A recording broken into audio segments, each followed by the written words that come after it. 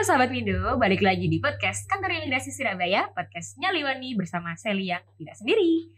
Jadi hari ini saya kedatangan seorang kakak-kakak, iya. Siapa nih? Coba dikenalin dulu, sahabat Midonya belum tahu. Halo, saya Eci dari Kantor Imigrasi. Saya dari bidang teknologi, informasi, komunikasi, keimigrasian. Ya. Sudah berapa lama Mbak kerja di Kantor Imigrasi Surabaya? Sudah hampir 6 tahun saya di Imigrasi Surabaya. Wow, lama ya? Lumayan. Iya. Ini tugasnya ngapain aja sih sebenarnya Mbak Eci ini sehari-hari? Kalau saya di Tikim sendiri itu di divisi pengaduan. Jadi kita setiap harinya ngelayanin masyarakat buat kalian-kalian yang sering menanyakan via WhatsApp, call center, Mbak ini gimana cara bayar? Mbak ini online-nya gimana sih Mbak? Itu salah satunya bisa jadi saya yang bales gitu ya kan. Mbaknya yang jadi butuh kesabaran ekstra gitu. Ya, jadi kan kemarin kita sudah kedatangan Pak Yusa. Kemarin kita bahas Q&A yang sering ditanyain sama Sobat Mido. Jadi hari ini kita mau bahas terkait pembayaran paspor nih Mbak Eci nih. Jadi kalau udah dapat antrian online, sebenarnya gimana sih cara bayarnya? Langsung dibayar atau bayar belakangan atau gimana? Coba dijelasin dulu. Oke. Aku jelasin tentang sedikit tahapannya dulu ya kayaknya. Boleh. Jadi antrian online itu kan kita selain mengisi data diri, ada upload dokumen juga yang perlu dimasukin di situ gitu kan. Nah nanti di tahapan terakhir itu kita memilih jadwal kedatangan. Jadi kalian-kalian ini nggak perlu khawatir. Aduh, aku pakai antrian online nanti siapa nih yang nentuin tanggal, siapa nih yang nentuin kantor imigrasinya, itu dari kalian sendiri. Jadi kalian bisa memilih kantor imigrasinya, tanggalnya. Nah setelah kalian merasa bahwa oke, aku akan datang di tanggal sekian dan di kantor imigrasi ini dipastikan jumlah pemohonnya sudah benar, nanti kalian dilanjutkan tahapan akhir itu nanti akan muncul kode billing. Nah, kode billing itu nanti yang untuk kalian melakukan pembayaran selanjutnya. Nah, itu dibayar dulu atau foto dulu, datang dulu atau gimana? Nah, untuk pembayarannya ini jadi harus dan wajib dilakukan 2 jam setelah kalian melakukan pendaftaran. Kalau nggak dilakukan pendaftaran, permohonan kalian hangus. Oh gitu ya. Terus cara bayarnya cash atau biasanya pakai QRIS? Kris, bukan QRIS. Oh Kris ya, maaf ya, Kris ya, atau pakai apa biasanya? Jadi gini, kalau pembayaran itu mungkin buat orang-orang yang biasanya udah lansia ya, biasanya mereka yang nggak punya m-banking, gimana cara pakai m-banking, internet banking itu, mereka bisa langsung datang ke banknya aja, ke teller. Banknya bank apa? Semua bank bisa kalau datang ke teller. Itu yang pertama. Kemudian di kantor kita ada yang namanya kantor pos. Jadi kita memang bekerja sama dengan kantor pos, itu bisa dilakukan pembayaran di kantor pos. Tapi kalau mungkin buat anak-anak muda atau yang mereka biasa pakai m-banking, bisa pakai m-banking. Tapi bank-bank tertentu saja. Kemudian Tokopedia, Bukalapak, Indomaret, ShopeePay sekarang juga udah bisa malah. Udah bisa ya. Oh, jadi gitu ya. Jadi pas datang udah nggak perlu bayar apa-apa lagi. Benar. Jadi kalian datang itu cuman bawa bukti kalau kalian sudah melakukan pembayaran, bukti antrian online-nya udah fix nih, udah statusnya jelas sudah terbayar, beserta dengan berkas-berkas dokumen-dokumen yang memang harus dilampirkan ketika proses foto wawancara. Jadi kemarin di episode sebelumnya kita sudah bahas sama Pak Yusa bahwa di kantor imigrasi Surabaya itu ada antrian walk-in, tapi khusus prioritas aja. Di atas 60 tahun, bayi di bawah 3 tahun, ibu hamil, dan disabilitas. Untuk yang walk-in itu gimana sih Mbak cara bayarnya? Kalau untuk cara bayarnya, sama. Mereka juga dapat kode billing, tempat pembayarannya sama. Hanya saja kalau pembayarannya mereka setelah proses foto wawancara. Gitu. Karena mereka nggak perlu online kan. Mereka bisa langsung datang. Kemudian nanti dapat bukti pengantar semacam kertas gitu dari petugas wawancara. Nah itu nanti kode billingnya bisa dibayarkan langsung. Oh jadi gitu ya, untuk yang walk-in tadi bayarannya setelah foto, beda sama yang antrian online ya. Iya, dan itu setelah foto ya, batas waktunya cuma 7 hari setelah melakukan proses foto wawancara. Oh nggak 2 jam? Enggak, jadi kalau lebih dari 7 hari udah permohonannya hangus. Oh gitu. Terus untuk biaya-biaya PNBP paspor nih, apa aja sih di imigrasi itu khususnya pemohon bisa dikenain biaya apa aja dan peruntukannya ya? Oke, jadi gini, sesuai dengan peraturan pemerintah nih ya, nomor 28 tahun 2019. Mungkin bisa dicek ya, itu di lampirannya itu ada. Jadi detail banget. Kita bisa tahu biaya itu transparan, benar-benar transparan, diatur di dalam peraturan pemerintah. Jadi bukan karena wah ini buat kita aja deh, besok harga naik gitu, enggak ya. Harga naik BBM kali ya. Jadi Senin harga naik, enggak. Kita peraturannya udah diatur di peraturan pemerintah, jadi harganya pasti akan tetap sama di kantor imigrasi manapun. Untuk paspor, kita membedakannya bukan dari paspor baru atau penggantian ya, tapi kita membedakan dari jenis layanan dan jenis paspornya. Yang pertama kalau kita bedakan dari jenis paspor, itu ada 2. Paspor biasa dan elektronik. Udah pernah denger kan ya? Iya, biasa dan elektronik. Nah, yang paspor biasa ini harganya 350.000. Kalau yang elektronik 650.000. Nah, kemudian kita ngomongin soal layanan ini ya, ada layanan percepatan dan reguler. Kalau harga yang tadi saya sebutkan itu untuk biaya layanan reguler. Kalau yang layanan percepatan tinggal tambahin aja tuh 1 juta rupiah. Ya, nah, terus ada lagi nih Mas Eli. Jadi kalau jangan sampai paspor kalian ini hilang atau rusak tuh yang penting. Kalau hilang atau rusak tuh ada dendanya tahu, bukan orang-orang tuh kan sering mikir ya kadang, nah ini kan paspor saya, kenapa harus saya bayar kalau rusak? Nah, itu gimana tuh? Nah, kalian tuh harus tahu kalau kalian itu bukan pemilik paspor, tapi sebagai pemegang paspor, Mbak Sally. Itu yang perlu kita garis bawain dulu ya. Pemegang paspor tuh dokumen negara, jadi tidak boleh rusak, tidak boleh hilang, kalian harus menjaga dengan baik.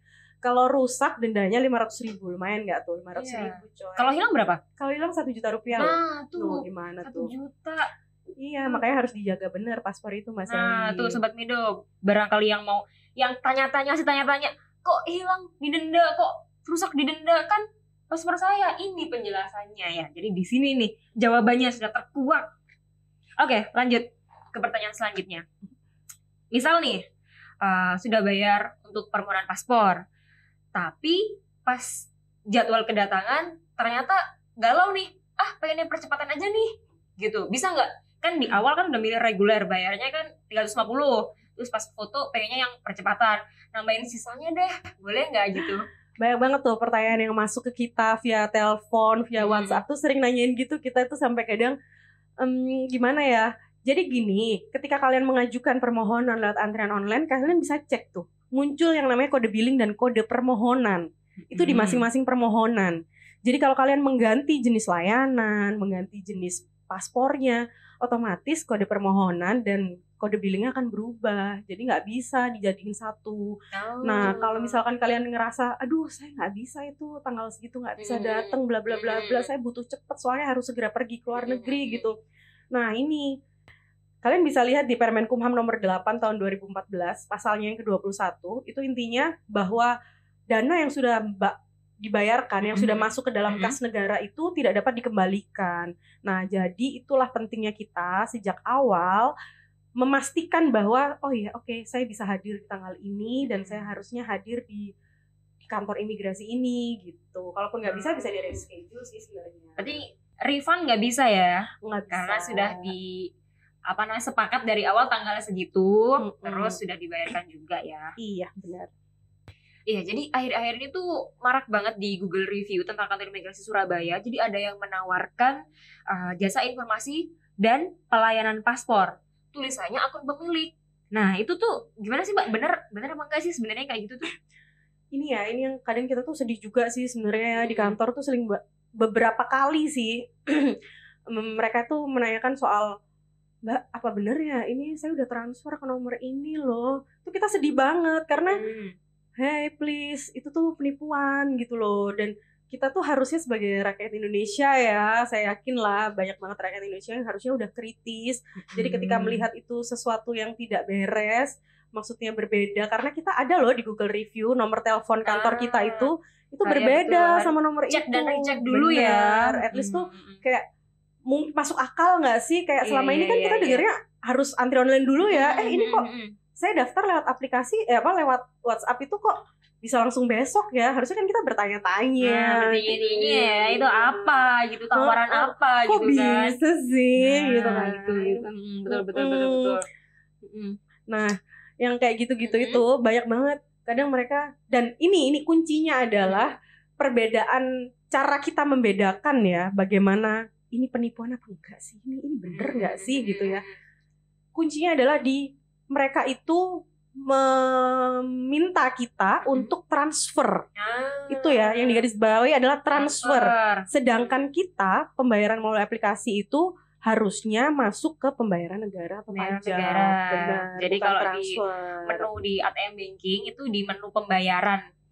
Iya ya. Menu pembayaran. Ada negara. Yang beberapa m-banking itu masuknya ke menu pembayaran negara, ada yang menu penerimaan negara, ada yang masuk ke menu pajak. Intinya adalah itu bukan ke transfer. Menu transfer. Iya, betul. Terus ada juga tuh yang nyoba hubungin, kan dikasih nomor WhatsApp.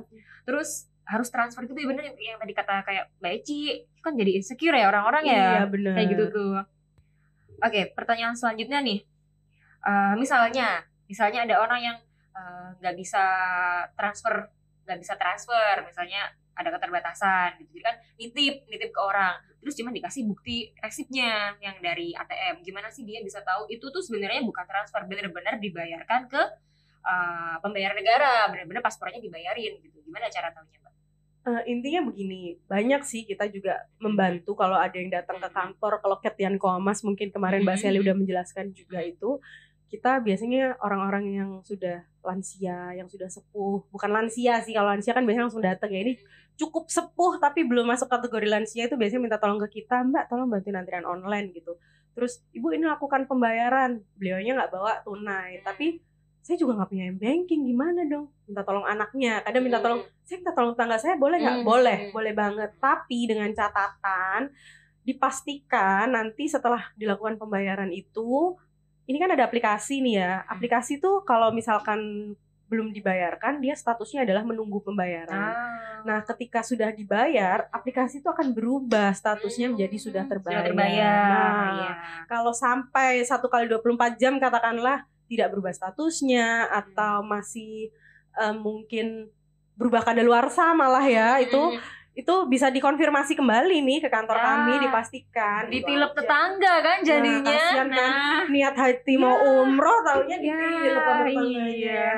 Jadi yang benar-benar bayarannya itu benar-benar langsung ke negara, guys. Benar. Bukan ke personal ataupun perorangan. Transfer itu bukan ya? Benar. Jangan sampai pokoknya kita tidak ada transfer, mau reschedule apa, kalau ada orang-orang yang mengiming-imingi, oh itu harus transfer dulu, mereka enggak. Biasanya mereka tuh sadarnya ya Mbak Sally ya, sadarnya itu mereka ketika udah bayar kan, bayar 350 udah bayar, terus dia bilang, Bu, besok sebelum foto ini harus ada deposit dulu nih, bayar 500.000. Nah dari situ mereka baru curiga lah, deposit apa nih? Nah tapi udah terlanjur ya 350, sayang banget tuh.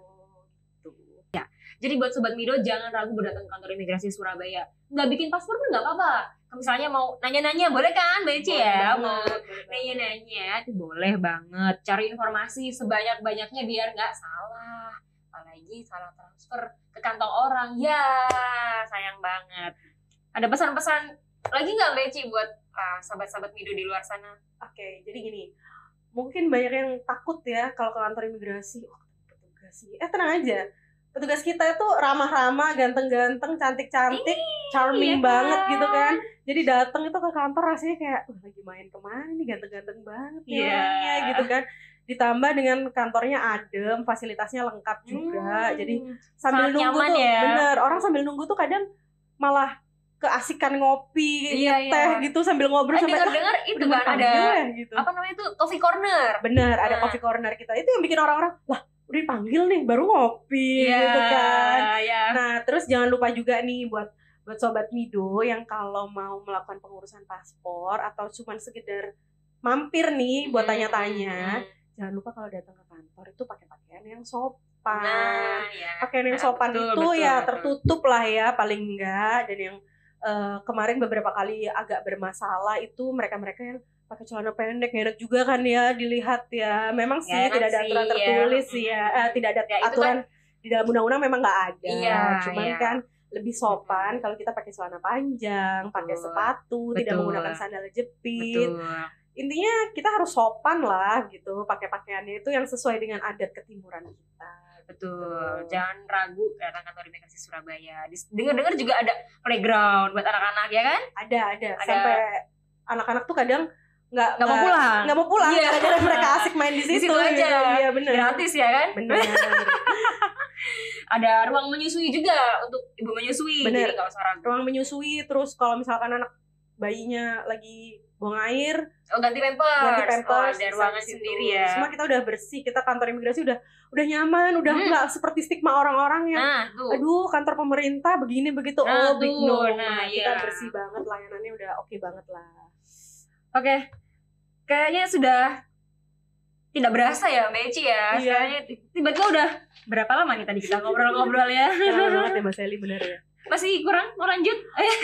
Sebenarnya tuh banyak informasi yang ingin kita sampaikan ya. Cuman kalau kita nyampaikan semuanya ini nggak habis 1 jam, ini Iya, bisa nggak sampai habis. besok nih Mbak Iya, Sally. iya. Jadi cinema movie ya. Jadi buat sobat Mido yang mau tanya-tanya, sekali lagi diingetin, yang mau nanya tentang imigrasi, tentang keimigrasian, tentang paspor atau yang lainnya, bisa boleh banget ke WhatsApp atau telepon, bisa ya, telepon ya. Ada nomornya di sini. Iya. Dan jangan lupa pantengin terus media sosial Kantor Imigrasi Surabaya di IG @imi_Surabaya. Di situ banyak banget informasi-informasi terbaru, terupdate, jangan sampai ketinggalan.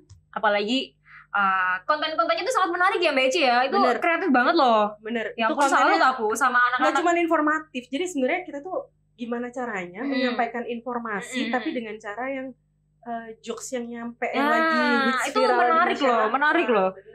Menarik loh, benar-benar Imigrasi Surabaya itu benar-benar tuh infonya nyampe, menarik juga kan untuk dilihat.